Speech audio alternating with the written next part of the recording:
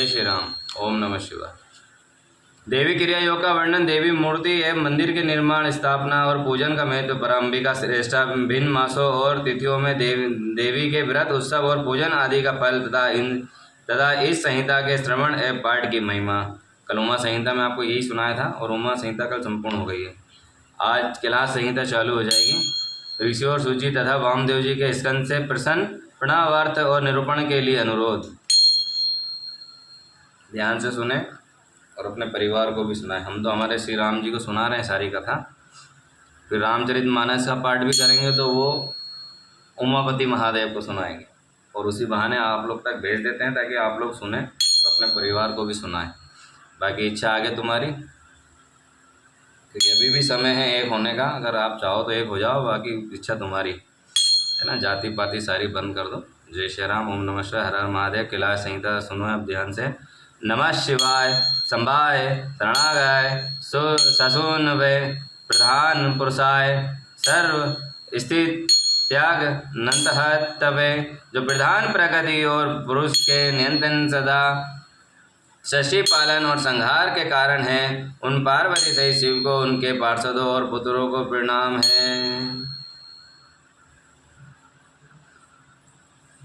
प्रणाम है। ऋषि बोले, सूजी हमने अनेक आख्यानों युक्त परम मनोहर उमा संहिता सुनी। अब आप शिव तत्व का ज्ञान बढ़ाने वाली कैलाश संहिता का वर्णन कीजिए। व्यास जी ने कहा, पुत्रों, शिव तत्व का प्रतिपादन करने वाला दिव्य कैलाश संहिता वर्णन करता हूँ, तुम प्रेम पूर्वक सुनो। तुम्हारे प्रति स्नेह होने के कारण ही मैं तुम्हें ये प्रसंग सुना रहा हूँ। इतना कहकर व्यास जी ने काशी में मुनियों तथा सूत जी के संवाद का व्यास मुनि संवाद, शिवजी पार्वती संवाद, शिव जी के द्वारा पार्वती के प्रति संन्यास पद्धति, संन्यास समाचार, संन्यास मंडल, संन्यास पद्धतिन्यास, वर्ण पूजन, प्रणावर्त पद्धति आदि प्रसंगों का वर्णन करके पुनः ऋषिगण तथा सूजी मिलन एवं संवाद की अवतारण करते हैं। सूजी के प्रति ऋषियों के प्रश्न का यो वर्णन किया। ऋषि बोले, महाभाग सूजी, आप हमारे श्रेष्ठ गुरु हैं। अंत आप, यदि आपका हम पर अनुग्रह हो तो हम आपसे एक प्रश्न पूछते हैं। श्रद्धालु शिष्यों पर आप जैसे गुरुजन सदा स्नेह रखते हैं, इस बात को आपने इस समय हमें प्रत्यक्ष दिखा दिया है। मुने विरजाह होम के समय पहले आपने जो वामदेव का मत सूचित किया था, उसे हम विस्तार पूर्वक नहीं सुना। अब आप हमें बड़े आदर और श्रद्धा के साथ उससे सुनना चाहते हैं। हे कृपा सिंधु, आप प्रसन्नता पूर्वक उसका वर्णन कीजिए। ऋषियों की ये बात सुनकर सूत जी के शरीर में रोमांच हो गया और उन्हें गुरु को भी, परम उत्कृष्ट गुरु महादेव जी को, त्रिभुवन जननी महादेवी उमा को तथा गुरु व्यास को भक्ति पूर्वक नमस्कार करके मुनियों को आहित करते हुए गंभीर वाणी से इस प्रकार कहा। सूत जी बोले, मुनियों, तुम्हारा कल्याण हो, तुम सब लोग सदा सुखी रहो। महाभाग महात्मा हो, तुम भगवान शिव के भक्त तथा दंड पूर्वक व्रत का पालन करने वाले हो। ये निश्चित रूप से जानकर मैं ही तुम लोग के समय विषय का प्रसन्नता पूर्वक वर्णन करता हूँ। ध्यान देकर सुनो। पूर्व काल में रथंतर कल्प में महामुनि वामदेव माता गर्भ से बाहर निकलते ही शिव तत्व के ज्ञाताओं के सर्वश्रेष्ठ माने जाने लगे।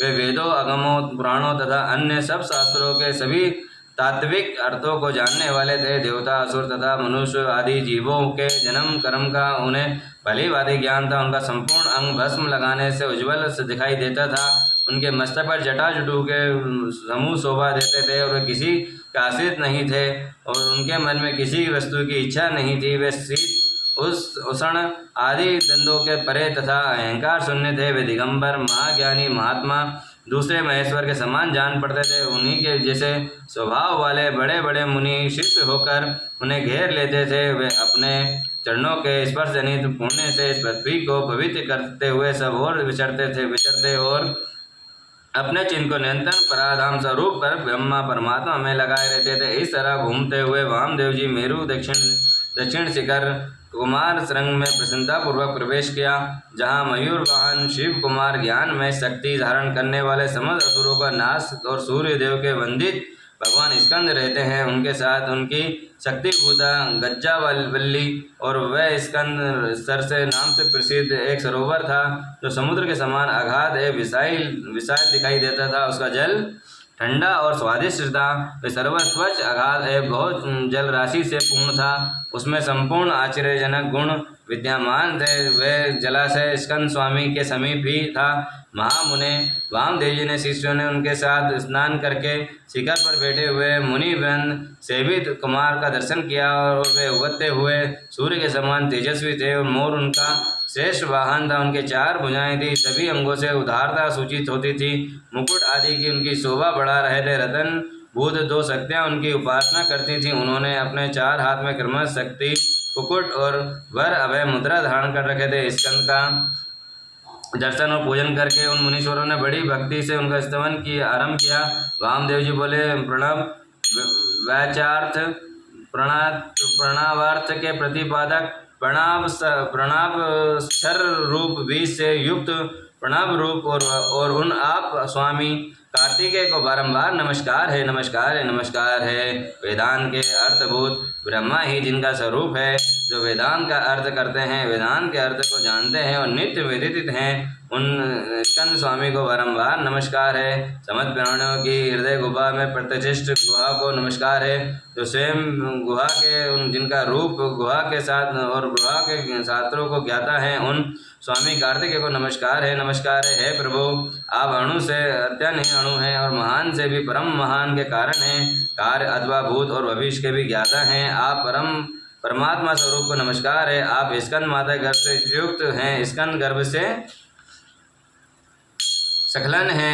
आपका ही रूप सूर्य है और आप अरुण के समान तेजस्वी और पराजात की माला से सुशोभित है। मुकुट आदि धारण करने वाले आप स्कंद स्वामी को सदा नमस्कार है, नमस्कार है, नमस्कार है। आप ही शिव के शिष्य हैं, पुत्र हैं और शिव कल्याण देने वाले हैं, शिव को प्रिय हैं तथा शिवा और शिव के लिए आनंद की निधि हैं। आपको नमस्कार है, नमस्कार है। आप गंगा जी के बालक और कार्तिकाओं के कुमार, भगवती उनके उमा के पुत्र तथा सरकंडों के वन में शयन करने वाले हैं। आप महान बुद्धिमान देवताओं को नमस्कार है, नमस्कार है। षडाक्षर मंत्र आपके शरीर से आप 6 प्रकारों के अर्थ का विधान करने वाले हैं। आपका रूप 6 मार्गों से परे है। आप षडानन को बारंबार नमस्कार है, नमस्कार है। ददास्तमन आपके 12 विशाल नेत्र और 12 उठी हुई भुजा हैं, उन भुजाओं को बारंबार आयुध धारण करते हैं। आपको नमस्कार है, नमस्कार है, नमस्कार है। आप चतुर्भुज रूपधारी, शांत तथा चारों भुजाओं में क्रमश शक्ति और कुकुट वर और अभय धारण करते हैं। आप असुर विदारण देवता को देव को नमस्कार है, नमस्कार है, नमस्कार है। आपका वृक्ष स्थल गज्जावली के कुचों से लगे हुए कुमकुम अंकित है। अपने छोटे भाई गणेश जी के आनंदमयी महिमा सुनकर आप मन ही मन आनंदित होते हैं। आपको नमस्कार है, नमस्कार है। आप ब्रह्मा आदि देवता मुनि और किन्नर गणों से गाई जाने वाली गदा विशेष के द्वारा जिनके पवित्र कार्तिक धाम का चिंतन किया जाता है, उन आप स्कंद को नमस्कार है, नमस्कार है, नमस्कार है। देवता के निर्मल किरीट को वशीभूत करने वाली पुष्प मालाओं से आपके मनोहर चरणबिंदों की पूजा की जाती है। आपको नमस्कार है, नमस्कार है, नमस्कार है। वामदेव द्वारा वर्णित इस दिव्य स्कंद स्त्रोत का पाठ या श्रवण करता है, वह परम गति को प्राप्त होता है। यह स्त्रोत बुद्धि को बढ़ाने वाला, शिव भक्ति की वृद्धि कराने वाला, आयु आरोग्य तथा धन की प्राप्ति कराने वाला है और सदुर संपूर्ण अभिष्टों को देने वाला है। वामदेव जी इस प्रकार देव सेनापति को बारंबार भगवान स्कंद की स्तुति करके 3 बार उनकी परिक्रमा करके दंड की भांति गिरकर नमस्कार किया। नमस्कार प्रणाम करके परिक्रमा करने के अंतर वे विनीत भाव से उनके पास खड़े हो गए और वामदेव जी के द्वारा किए हुए परमार्थ पूर्ण स्तोत्र सुनकर महेश पुत्र भगवान स्कंद बड़े प्रसन्न हुए। उस समय वे महासेन वामदेव जी से बोले, मुने, मैं तुम्हारी की हुई पूजा स्तुति और भक्ति पर से तुम पर बहुत ही प्रसन्न हूँ। तुम्हारा कल्याण हो। आज मैं तुम्हारे कौन सा प्रिय कार्य सिद्ध करूँ। तुम योगियों के प्रधान, सर्वदा परिपूर्ण और निष्प्रह हो। इस जगत में ऐसी कोई वस्तु नहीं है जिसके लिए तुम जैसे वीतराग महर्षि याचना करे। तथापि धर्म की रक्षा और संपूर्ण जगत पर अनुग्रह करने के लिए तुम जैसे साधु संत भूतल पर विचरते रहते हैं। हे ब्राह्मण, यदि इस समय मुझसे कुछ सुनना हो तो कहो, मैं लोक पर अनुग्रह करने के लिए उस विषय का वर्णन करूँगा। स्कंद की ये बात सुनकर महामुनि वामदेव जी विनय विनयवनत हो मेघ के समान गंभीर वाणी में कहा। वामदेव जी बोले, भगवान आप परमेश्वर हैं, अलौकिक हैं, लौकिक हैं, सब प्रकार विभूतियों तथा सदा दाता हैं, सर्वज्ञ हैं, सर्वकर्ता, संपूर्ण शक्तियों को धारण करने वाले और सबके स्वामी हैं। हम साधारण जीव हैं, आप परमेश्वर हैं के समीप बोलने की शक्ति या बात करने की योग्यता हम में नहीं है, तथापि आपका अनुग्रह ही आपको मुझसे बात करते हैं। महाप्रज्ञा में करधात हूँ, कर्ण मात्र विज्ञान से प्रेरित हो आपके समक्ष अपना प्रश्न रख रहा हूँ, मेरे इस अपराध को क्षमा करेंगे।